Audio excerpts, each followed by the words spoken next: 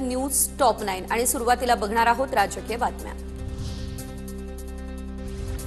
बारामती पोटनिवडणुकीसाठी सुनेत्रा पवार आज उमेदवारी अर्ज करणार दाखल। महायुतीच्या प्रमुख नेत्यांना अर्ज भरण्यासाठी निमंत्रण।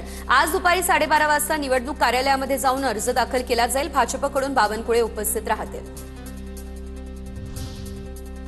उपमुख्यमंत्री एकनाथ शिंदे हे थोड्याच वेळात बारामतीला रवाना होतील। सुनेत्रा पवारांचा अर्ज दाखल करण्यासाठी एकनाथ शिंदे उपस्थित राहणार। सुनेत्रा पवार बारामती पोटनिवडणुकीसाठी अर्ज आपला दाखल करतील। मंत्री दत्तात्रय भरणे यांच्या शिष्टाईला यश। लक्ष्मण हाकेंची बारामती पोटनिवडणुकीतून माघार। मी माझे प्रश्न मुख्यमंत्री उपमुख्यमंत्र्यांकडे मांडणार, हाकेंची ही प्रतिक्रिया समोर। अजितदादांनी बारामतीसह राज्यासाठी खूप काही केलंय, भरणेंची प्रतिक्रिया। तर काँग्रेस पक्षासोबत सुनील तटकरे आणि प्रफुल्ल पटेल बोलतील। भरणेंची प्रतिक्रिया, आकाश मोरेंचीही मनधरणी करणार असल्याचं वक्तव्य।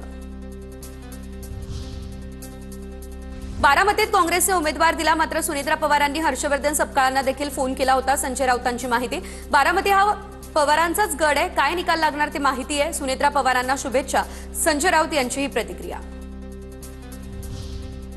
उपमुख्यमंत्री सुनेत्रा पवार यांचा अर्ज भरण्याआधी पवार कुटुंबातील रणजित पवारांची उपस्थिती। रणजित पवार वगळता पवार कुटुंबातील इतर कुणीही उपस्थित नाही।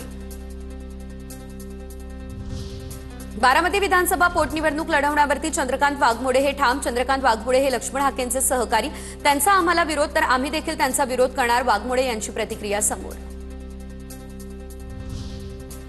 बारामती पोटनिवडणूक बिनविरोध व्हावी, आमची सर्वांची ही इच्छा। निवडणूक बिनविरोध करा, उमेदवार आणि त्यांच्या पक्षाला ही विनंती। रोहित पवारांचं ट्विट, अजितदादा ही निवडणूक लढवत आहे असं समजून काकींना मतदान करा। रोहित पवारांचं निवडणूक बिनविरोध करण्याचं आवाहन।